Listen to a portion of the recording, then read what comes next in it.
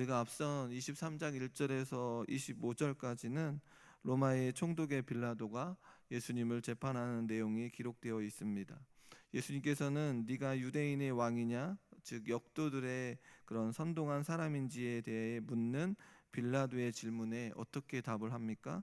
내가 말하고 있다. 즉 그것은 너희의 주장이다라고 말씀합니다. 이렇듯 예수님을 재판한 빌라도의 결론은 무엇이었냐면 예수님께 로마의 반역에 대한 죄가 없다고 생각합니다. 그리하여 예수님을 고발한 대제사장들과 무리에게 빌라도는 이 사람은 죄가 없다고 말합니다. 그런데 예수님을 잡아온 자들이 어떻게 이야기를 합니까? 갈릴리에서부터 시작하여 여기까지 백성을 소동한 자라고 말을 하고 있습니다. 그러할 때 빌라도는 예수님이 갈릴리 사람임을 알고 누구에게 보내냐면 헤롯에게 보냅니다. 헤롯 역시 예수님의 로마에 반역한 죄가 있다고 판단을 하는데 그 사람도 헤롯도 죄가 없다고 판단을 하죠. 그리하여 헤롯은 다시 누구에게 다시 돌려보내냐면 빌라도에게 예수님을 다시 보냅니다. 그런데 우리 성경에 보면 뭐라고 기록하고 있냐면 헤롯과 빌라도는 원수였는데 이때에는 친구가 되었다고 기록하고 있습니다. 빌라도가 무엇이라고 얘기를 하냐면 다시 한번 대제사장들과 관리들과 백성들을 불러 모으고 예수님께 어떠한 죄도 찾지 못했다고 말하면서 예수님을 때려서 석방하겠다라고 선언을 합니다. 무리들이 이러한 빌라도의 결정에 반대를 하는데 몇 번을 반대를 하냐면 3번에 걸쳐서 무죄 판결에 관하여 3번씩 선언하려 하지만 무리들이 예수님을 십자가에 못 박기를 구합니다. 그리하여 빌라도는 빌란과 살인으로 인하여 옥에 갇힌 자를 놓아주고 예수를 넘겨주어 그들의 뜻대로 하게 합니다. 성도님 여러분, 이 1절에서 25절의 말씀을 보면 이 일련의 과정이 사람들의 뜻에 의해 이루어지는 것처럼 보이지만 철저히 하나님의 계획 속에 진행되어져 있음을 알게 됩니다. 인류의 구원의 문제를 해결하기 위해 오신 예수님께서 십자가를 지시고 고난받으시고 죽으시고 3일 만에 살아나심을 우리가 이 누가복음에서 살펴보지 않았습니까? 이 일이 어떻게 되고 있습니까? 이루어지고 있습니다.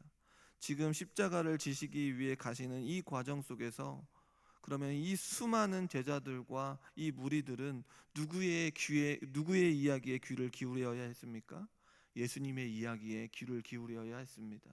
하나님의 계획과 자신이 왜 이 땅에 오셨는지에 대한 그 예수님의 이야기에 귀를 기울여야 했다라는 것입니다. 누가복음 9장 22절의 말씀에 보니 인자가 많은 고난을 받고 장로들과 대제사장들과 서기관들에게 버림받아 죽임을 당하고 제3일에 살아나야 하리라라고 하는 이 말씀에 귀를 기울여야 했다라는 것입니다. 오늘 본문에 그 십자가를 지고 가시는 예수님을 만나게 됩니다. 오늘 본문을 예수님의 십자가의 지심을 통하여 하나님의 공의로우신 그 계획과 인간의 추악한 모습이 대조적으로 우리가 보게 됩니다. 이러한 상황 속에서 우리는 사람을 의지하는 것이 아닌 공의로우신 그 하나님의 계획 가운데 우리 가운데 오신 예수님을 믿음으로 고백하며 살아가기를 결단하는 그런 복된 시간이 되어야 한다는 것입니다. 이 십자가를 지고 가시는 그 예수님의 이 계획은 철저히 하나님의 그 공의로움 속에 진행되어졌다라고 하는 사실, 그리고 그 예수 그리스도를 믿음으로 우리는 고백하며 나아가야 한다라는 것입니다. 오늘 이 시간 다시 한번 예수님을 믿음으로 고백하며 살아가기를 결단하시기를 소원합니다. 예수님의 십자가의 형이 확정되어지고 그 형을 집행하기까지 우리가 오늘 본문을 보면 어떻게 하고 있습니까? 자신의 십자가의 형틀을 지고 형이 집행될 장소까지 지고 가야 합니다. 십자가의 모양의 무게가 상당히 많은 무게를 가지고 있는데 계속되는 로마의 군인의 신문과 학대로 인하여 예수님이 혼자 그 힘으로 형틀을 지고 가는 것이 더 이상 지고 갈 수 없는 상황에 놓여 있습니다.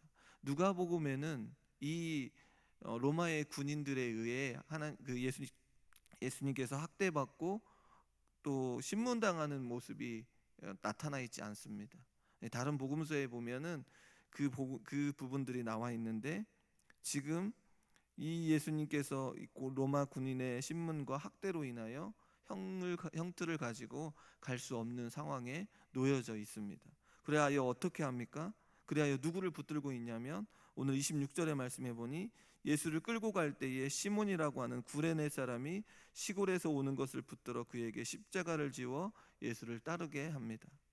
로마 군인들이 구레네 사람 시몬을 붙잡아 예수님의 대신 십자가를 지게 합니다. 마가복음에는 어떻게 표현되어 있냐면, 알렉산더와 루포의 아비 구레네 사람 시몬이라고 아주 자세하게 소개하고 있습니다. 시몬은 그러면 왜 여기에 있는 것일까요? 유월절을 지키기 위해 1300km가 떨어져 있는 구레네에서부터 지금 여기에 와 있는 것입니다. 예수님께서는 지금 로마의 총독의 관저에서부터 십자가를 지시고 예루살렘 거리를 지나서 골고다까지 가야 합니다. 이러한 가운데 정작 누가 옆에 있어야 합니까? 함께 나아가야 할 제자들의 모습은 보이지 않습니다. 그럼에도 불구하고 구레네 사람 시몬이 예수님의 십자가를 지고 가는 이 모습을 보면서 예수님께서 예수님의 옆자리에 그토록 원했던 이 제자들의 모습이 보이지 않습니다. 서로 다투면서 왼쪽에 오른쪽에 그렇게 머물기를 원했던 이 제자들의 모습은 보이지 않습니다. 그렇다면 이 모습을 보면서 우리의 모습은 어떠한지를 살펴봐야 합니다. 우리 역시 예수 그리스도를 믿는 자들이라고 말하면서 세상 가운데 나아가 정작 예수님의 이름이 땅에 떨어질 때, 예수님의 이름이 정말로 많은 사람들에게 저주거리가 되어졌을 때 정말로 예수 그리스도가 나의 구주라고 고백하며 나아가고 있는가? 정말로 예수 그리스도가 나의 모든 죄를 짊어지시고 나아가셨다라고 하는 그 이름을 선포하고 있는가? 우리 역시 이 본문을 살펴보면서 이 제자들이 없음에 우리의 모습 또한 역시 이 땅 가운데 예수 그리스도의 십자가의 은혜를 선포하고 살고 있는지를 살펴봐야 한다는 것입니다. 이러한 예수님의 십자가의 행렬에 누가 따라오냐면, 가슴을 치며 슬피 우는 여자의 큰 무리와 무리들이 따라오는 것을 보게 됩니다. 27절에 보니 백성과 그를 위하여 가슴을 치며 슬피 우는 여자의 큰 무리가 따라오는지라. 정작 있어야 할 제자들의 모습은 없고 애통해야 하는 여자들의 이 모습이 기록되어 있는데, 이 모습은 누가만 기록하고 있습니다. 이러한 모습을 통하여 예수님을 적대하며 십자가에 못 박게 하려는 무리도 있었지만, 예수님의 죽음을 슬퍼하는 사람들도 많았음을 보여줍니다. 예수 그리스도가 누구인지를 알고 그를 따르고 있는 자들도 분명히 있다는 사실을 우리는 주목해야 합니다. 왜냐하면 가난하고 억눌린 자들에게 무엇이 전해졌습니까? 복음이 전파되지 않았습니까? 가난하고 억눌린 자들에게 전파된 이 복음을 듣고 예수 그리스도를 따라 나아가고 있는 자들이 지금 있다라는 사실에 우리는 주목해야 합니다. 예수님께서는 자신을 위하여 울며 따르는 자들에게 말씀합니다. 자신을 위하여 울지 말고 그들과 그들 자녀를 위하여 울라고 말씀합니다. 40여 년이 지나면 로마인들에게 의해 예루살렘의 성전이 파괴될 것을 아시고 하시는 말씀입니다. 예수님께서는 장차 자신을 따라오며 우는 자들이 더 슬픈 큰 슬픔을 겪게 될 것을 아셨습니다. 그렇다면 여기에서 우리가 알아야 될 것은, 십자가에 달려서 죽는 자신의 죽음보다 예수님을 구주로 알지 못한 채 맞이하게 될 심판 때의 슬픔을 예수님께서 보셨던 것입니다. 뿐만 아니라 70년에 일어날 예루살렘 AD 70년에 일어날 예루살렘의 멸망과 그때의 여인들의 자녀들과 그들이 맞게 될 슬픔을 미리 보시고 예언하고 계십니다. 지금 예수님이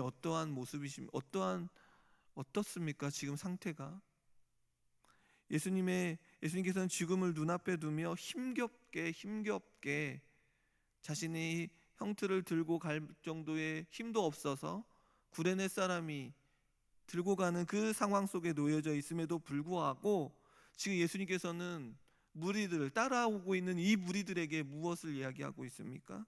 자신을 믿지 못하고 받게 될 형벌의 심판을 받게 될 그 여인들을 위하여 나를 위하여 울지 말고 너희와 너희 자녀들을 위하여 가슴을 치며 슬피 우는 여자의 큰 무리가 따라오는 것들을 바라보며 자신을 위하여 울지 말고 그들과 그들 자녀를 위하여 울라고 말씀하고 있는 것입니다. 그 여인들에게 회개할 것을 권면하고 있는 것을 보게 됩니다. 계속해서 예수님께서 하나님의 심판의 날에 대해서 말씀하고 있는데 29절의 말씀에 보니 보라 날이 이르면 사람이 말하기를 잉태하지 못하는 이와 해산하지 못한 배와 먹이지 못한 젖이 복이 있다 하리라라고 말하고 있습니다. 날이 이른다라고 하는 이 말을 통하여 하나님의 심판의 날을 가리키고 있습니다. 그 날은 불신앙에 대한 하나님의 심판이 역사적으로 나타날 것을 말하고 있는데 그때에는 잉태하지 못하는 이, 해산하지 못하는 배, 먹이지 못하는 젖이 복이 있다고 말합니다. 예루살렘에 대한 심판이 얼마나 혹독했는지를 자녀를 갖지 못하는 것이 복이라고 생각하게 되는 때가 이르게 됩니다. 유대인들은 자녀를 갖고 있는 것이 복이라고 여겨지고 있는데 자녀는 하나님의 선물이라고 이야기를 하고 있는데 예수님께서 무엇라고 말하고 있습니까? 잉태하지 못하는 이, 해산하지는 못하는 배, 먹이지 못하는 젖이 복이 있다라고 말씀하고 있습니다. 아이를 갖지 못하는 것은 여인의 수치로 여기지 않았습니까? 그런데 자녀를 갖지 못하는 것이 복이라고 생각하는 때가 온다는 것입니다. 실제로 로마의 군대가 유대인들을 항복시키기 위해 굶기는 작전을 쓰게 됩니다. 성을 포위하죠. 그때 아이들을 양식으로 잡아먹는 그런 비참한 일이 발생합니다. 참으로 가혹한 시간이 이들에게 임하는 것입니다. 성도님 여러분, 세상의 마지막 예수 그리스도의 재림과 심판의 날에 슬픔을 겪지 않는 자들이 가장 복된 것 아닙니까? 하나님의 때에, 하나님의 심판의 날에 그 슬픔을 겪지 않는 자들이 복된 자들 아니겠습니까? 그렇다면 우리와 우리의 자녀들이 이러한 복을 누리기 위해서 이러한 슬픔과 비극에서 벗어나려면 어떻게 해야 합니까? 그 길은 예수 그리스도를 구주로 믿고 영접하는 것뿐입니다. 요한복음 5장 24절의 말씀에 보니 내가 진실로 너희에게 이르노니 내 말을 듣고 또 나를 보내시는 이를 믿는 자는 영생을 얻었고 심판에 이르지 아니하나니 사망에서 생명으로 옮겼느니라 라고 말씀하고 있습니다. 지금 예수님께서 하나님의 날에 심판에 이를 때에 사랑하는 자들에게 말씀하고 있는데 우리들에게도 동일하게 말하고 있습니다. 예수 그리스도를 믿는 것이 우리에게 가장 큰 복임을 기억해야 합니다. 슬픔을 당하고 비극이 찾아오는 그 날에 예수 그리스도를 믿지 못하여 심판당하는 그 날이 찾아올까봐 심히 두렵고 떨림으로 한 날 한 날을 살아가야 되는 것 아니겠습니까? 그럼에도 불구하고 우리의 자녀들이 또 우리가 사랑하는 자들이 예수 그리스도를 온전히 믿고 있는지, 온전히 예수 그리스도를 믿음으로 고백하며 살고 있는지를 살펴봐야 되는 것 아니겠습니까? 우리 모두는 예수 그리스도를 온전히 믿음으로 말미암아 영생을 얻고 심판을 받지 않는 그런 복된 삶으로 나아가야 합니다. 이 시간 이곳에 올라온 이유 역시 예수님을 믿음으로 고백하며 날마다 그 은혜에 살아가고자 이곳에 올라온 것 아니겠습니까? 무엇 때문에 이 시간 이 자리에 올라왔습니까? 우리가 예수 그리스도를 믿음으로 고백하며 우리가 주일에 들었던 이 말씀을 붙들고 한 주간 살아가기 위하여 하나님 이 말씀을 붙들고 어떻게 살아가야 할까요? 하나님의 사랑과 이웃 사랑을 실천하며 살아가야 되는데 과연 우리가 어떻게 살아가야 할지 하나님 가르쳐 달라고, 또 하나님의 꿈이 우리의 삶 가운데 우리의 자녀들 가운데 이루어져야 되는데 과연 어떻게 해 이루어져야 하는지 지혜와 계시의 영을 우리에게 부어 주셔야 되는데 하나님, 저희가 심히 연약합니다. 부족합니다. 날마다 말씀으로 우리에게 가르쳐 달라고 하는 간절한 부르짖음으로 이 시간 이곳에 나온 것 아닙니까? 이 시간 우리 모두와 우리 자녀들의 삶 가운데 예수 그리스도를 믿음으로 고백하며 살아가는 그런 기도하는 이 시간이 되어지기를 소원합니다. 예수님께서는 예루살렘에 대한 형벌이 얼마나 혹독한지에 대하여 사람들이 산들과 작은 산들에게 무너져서 그들을 덮으라고 말합니다. 호세아가 아스리아의 침략으로 인하여 사마리아에게 받게 될 하나님의 진노를 표현했을 때와 같은 방법으로 말씀하고 있습니다. 닥친 재난이 너무나도 비참하고 크기에 산에 묻어 죽는 것이 더 나을 정도로 고통이 처절하다는 의미를 담고 있습니다. 유대의 역사가 요세푸스는 예수님의 예언대로 예루살렘의 함락 당시에 예루살렘 사람들이 산세타로 인하여 2,000명이 죽었다고 기록하고 있습니다. 그러면서 예수님께서는 당시의 속담을 사용하여 유대인들의 마지막을 비유로 들어 말씀하시는데 31절의 말씀에 보니 푸른 나무에도 이같이 하거든 마른 나무에는 어떻게 되리요 하시니라 라고 기록하고 있습니다. 이 본문이 좀 어려운 본문이고 해석하기 어려운 본문인데, 푸른 나무는 예수 그리스도를 의미하고 마른 나무는 장차에 고통을 당할 유대인들을 의미하는 것으로 여겨집니다. 푸른 나무는 불에 쉽게 타지 않지만 마른 나무는 쉽게 탑니다. 푸른 나무는 죄 없는 예수님이 당하는 고난을 당하시는 것을 의미하고 죄 없는 예수님도 고난을 당하셨다는 것입니다. 마른 나무는 예수님을 대적하는 유대인들을 의미할 것이고 예수님의 죽음에 대하여 책임을 져야 하는 사람들, 예루살렘의 멸망과 관계에서 말씀하시기 때문에 이런 의미로 보는 것이 이렇게 해석하는 것이 의미로 보는 것이 합당해 보입니다. 그들이 당한 형벌이 얼마나 더 가혹했느냐에 하는 것에 대한 의미인 것 같습니다. 예수님께서 지신 십자가는 하나님께서 인간을 향한 구원의 계획을 이루기 위한 것입니다. 이토록 하나님께서 인간을 사랑하시고 인간을 향한 하나님의 계획이 얼마나 크고 놀라운지를 다시 한번 깨닫게 됩니다. 그래야 그 사랑 가운데 예수님께서는 십자가를 지시고 모든 고통을 당하셨습니다. 그러한 가운데도 예수님께서는 무엇을 말씀하고 계십니까? 이렇게 심한 고통 가운데서도 우리의 죄악을 보시고 그 심각한 결과를 바라보시며 말씀하고 있고 예수 그리스도를 의지하고 회개할 것을 촉구하고 있는 것입니다. 성도님 여러분, 죄는 반드시 해결해야 합니다. 그 해결책은 예수님의 죽으심으로 해결되어졌습니다. 사람이 죄 문제를 해결하지 못하면 영원히 멸망할 수밖에 없습니다. 그러기에 예수님께서 우리의 죄를 해결하시기 위해 십자가를 지셨던 것입니다. 이사야 53장 5절의 말씀에 보니 그가 찔림은 우리의 허물 때문이요 그가 상함은 우리의 죄악 때문이라. 그가 징계를 받음으로 우리는 평화를 누리고 그가 채찍에 맞음으로 우리는 나음을 받았도다라고 기록하고 있습니다. 그러므로 우리는 예수 그리스도를 믿고 죄 용서함 받은 자로서 죄 가운데 살아가는 자들이 되어서는 안 된다는 것입니다. 그 죄를 멀리하고 그 악이라면 그 모양이라도 버리며 살아가기를 결단해야 합니다.